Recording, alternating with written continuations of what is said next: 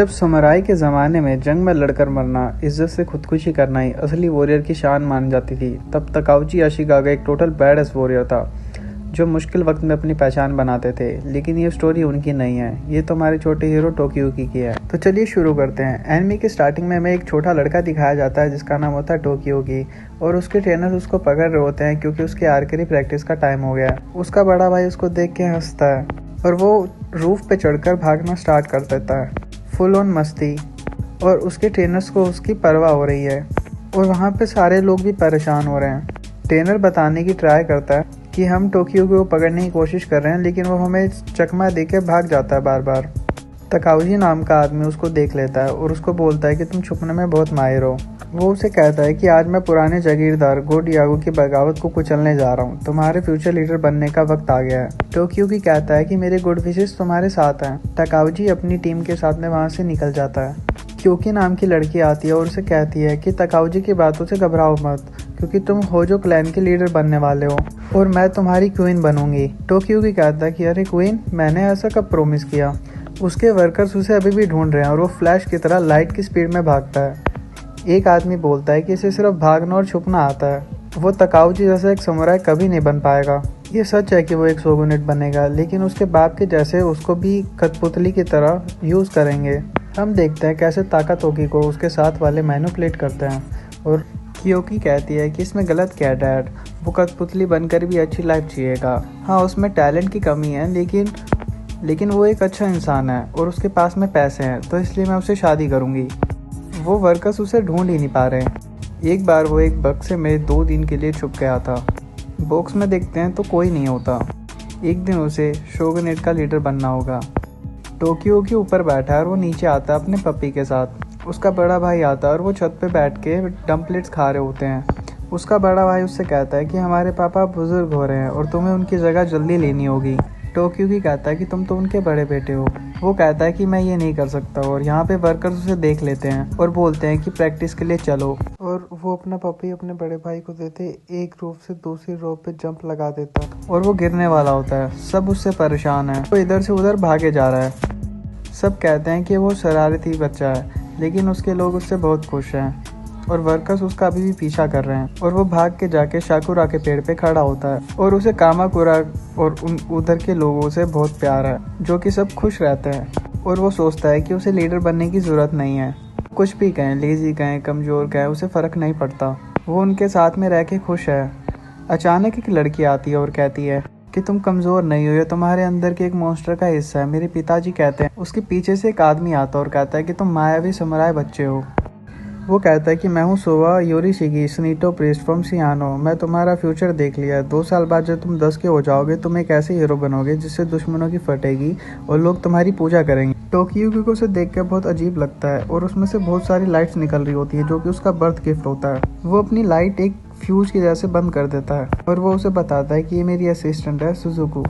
टोक्युकी सोचता है कि इसे कैसे पता चला है कि मैं आ रहा हूँ। सुजुकी बोलती है कि डैड में फ्यूचर देखने की पावर्स है, लेकिन इनकी प्रेयर सारी फेक है। सुबह बोलता है कि बेटी, लास्ट वाली लाइन नहीं बोलनी थी। और वो उससे कहता है कि अगर तुम्हें शक है तो मैं तुम्हें और चीज़ें बता सकता हूँ फ्यूचर के बारे में। और वो मन में बड़बड़ करता है तो टोक्युकी बोलता है कि अरे क्या बोल रहे मन मन में। सुबह बोलता है कि मज़ा ख़राब हो जाएगा ना अगर मैंने सारा कुछ बता दिया तो। सुबह बोलता है कि मैंने 2 साल तुम्हारे आगे फ्यूचर में देखा है, और जब तुम 10 साल के हो जाओगे तुम धरती आसमान हिलाने वाले एक हीरो बनोगे, तुम इस देश का इतिहास बदलोगे। मैं बस इतना ही बोल सकता हूँ। टोक्युकी वहाँ से भाग जाता है। सुजुकी बोलती है कि तुमने बहुत ज़्यादा बोल दिया। टोक्युकी सोचता है कि मेरे को उसने कैसे पागल बनाने का ट्राई किया, लेकिन वो बहुत ज़्यादा सीरियस लगता है जब उसने उसको हीरो बोला। वो जाके अपने भाई को बताता है और उसका भाई बोलता है कि हाँ, बात तो बहुत वियर्ड है। वो कहता है कि हाँ, तुम मेरे से और पिताजी से काफ़ी ज़्यादा मायावी हो और हो सकता है कि फ्यूचर में तुम्हें ऐसी अपॉर्चुनिटी मिले कि तुम एक बहुत बड़े समुराई बन जाओ। और वो खेल रहे होते हैं और अचानक देखते हैं कि बॉल कहाँ गया, और अचानक से ऊपर से एक कटा हुआ सर गिरता है। अब दिखाया जाता है तकाउजी, जो कि अटैक करने के लिए तैयार है। हम देखते हैं कि जो तकाउजी के साइड में खड़ा है, तकाउजी अपनी तलवार से उसका फेस काट देता है। बात यह है कि तकाउजी ने इनको धोखा दिया है। एक आदमी बताता है कि वो गोडाइगो से बातें कर रहा था और हमारी आर्मी खत्म हो चुकी है पूरी तरीके से। सब ये बात सुन के बहुत ज़्यादा शौक है। हम मरे हुए लोगों को देखते हैं कैसे उन्हें तड़पा तड़पा के मारा जा रहा है। ये कहानी एक छोटे हीरो की, जिसे हीरो बनने के लिए सब कुछ खोना पड़ा। तकाउजी को एक आवाज़ सुनाई दे रही है, ये सब देख के टोकी बहुत ज़्यादा शॉक्ड है। सुबह वहाँ आके बोलता है कि मुझे तुम्हारे डैड ने तुम्हारा ख्याल रखने के लिए बोला है, मैं तुम्हें अपने साथ में रखूँगा। टोकी पूछता है कि तुम यहाँ कैसे आए, और वो वहाँ पे मारपीट की आवाज़ सुनता है और वो उसे कहता है कि हमें यहाँ से जल्दी निकलना चाहिए, क्योंकि उसने अपनी आंखों से फ्यूचर में देखा था और उसने ऑलरेडी अपने घोड़े और आदमी तैयार रखे हुए हैं। मैं भी अपनी क्लाइंट की तरह अपनी जान ले लेना चाहता हूँ। सुबह बोलता है कि अगर तुम ऐसा करोगे तो जापान का क्या होगा। वो देखता है कि कैसे समुराय ने कामाकुरा को मुर्दा घर बना दिया है। सुबह बोलता है कि तकाजी ने ये सब किया है। टोकी सोचता है कि तकाउजी और उसका कैसे एक अच्छा रिश्ता था। वो सोचता है कि तकाउजी ने मुझे कैसे पागल बनाया। सुबह बोलता है कि अब बदला लेने का वक्त आ गया है और मैं तुम्हारे साथ हूँ। वो बहुत परेशान है और उसे वो जाने को बोलता है और वो उसे कहता है कि तुम फेक हो, मैं तुम पे कैसे बिलीव करूँ। सुबह बोलता है कि मैं फेक क्या। सुजुकी बोलती है कि डैड ये लाइट्स फेक ही हैं। टोकी कहता है देखो मैं अपने डैड का बदला नहीं ले पाऊँगा। मिनामोटो को भी 5 साल लगे थे क्लैन को ख़त्म करने में। क्या कोई इंसान था जिसने तकाउजी की तरह 24 घंटे में पूरा गांव तबाह कर दिया हो।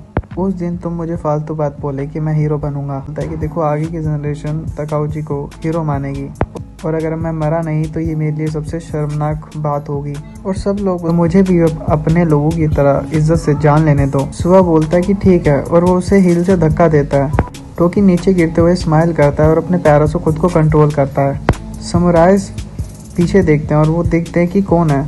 सुबह चिल्ला के बोलता है कि ये होजो क्लैन का लड़का है और सब गुस्से में उस पर अटैक करते हैं और सब एक दूसरे को मार रहे हैं। कोई उसे पकड़ नहीं पा रहा और सुबह बोलता है कि जब तुम दुख में हो और मरने के लिए खड़े हो तो तुम्हारे अंदर का हीरो शाइन करेगा। टोक्यो उसे हक करके बोलता है कि मैं मर सकता था। सुबह बोलता है कि तुम मर सकते थे लेकिन तुम सबको चकमा देकर लौट आए। सुबह बताता है टोक्यो कि तुम्हें कैसे जीना है। सुबह कहता है कि तकाउजी के लिए बैड न्यूज़ है, इसने गांव के लोगों और लीडर को मारा, क्योंकि जो अगला लीडर होगा वो शोगुनेट होगा जिसमें एस्केप करने की ताकत सबसे ज़्यादा है। हम देखते हैं कि कैसे टोक्यो की एरोस को भी अच्छे से डोज कर रहा है। तकाउजी एक ऐसा हीरो जो मार के हीरो बना और टोक्यो की जीकर, दोनों एक दूसरे के एकदम अपोजिट हैं। लेकिन तुम भागने से जीत नहीं पाओगे, तुम्हें चाहिए लोग, ताकत, और मैं तुम्हें सब कुछ देने के लिए तैयार हूँ। और जब तक तुम जिंदा हो तकाउजी तुम्हें मारने के लिए आएगा, तो जब तक तुम छुपो और ताकतवर बनो। और वह हमारी गद्दी को वापस लेने का वक्त अब शुरू होता है। और वह कहीं घोड़े पे जा रहे होते हैं और टोक्यो की देखता है कि रास्ते में लोग मरे पड़े हैं। टोक्यो की पूछता है कि तुम्हें सच में क्या चाहिए, एक ख़त्म हुए क्लैन के बच्चे को बचा के तुम्हें क्या मिलेगा। सुकू कहता है कि ये मेरा प्यार है होजो क्लैन के लिए। भैया अगर एक फेक सावन बोलेगा तो तुम नहीं मानोगे। वो कहता है कि मैं तुम्हें एक दिन सब कुछ बताऊंगा जब तुम कामाकुरा फिर से ले लोगे। टोकी बोलता है कि मैं एक समुराई की बेटी के नाम पे थप्पा हूँ, मुझे भी उन लोगों के साथ में मर जाना चाहिए था। तुम्हारी वजह से मुझे फिर से जीना पड़ रहा है सुबह, इसकी जिम्मेवारी अब तुम्हारी है।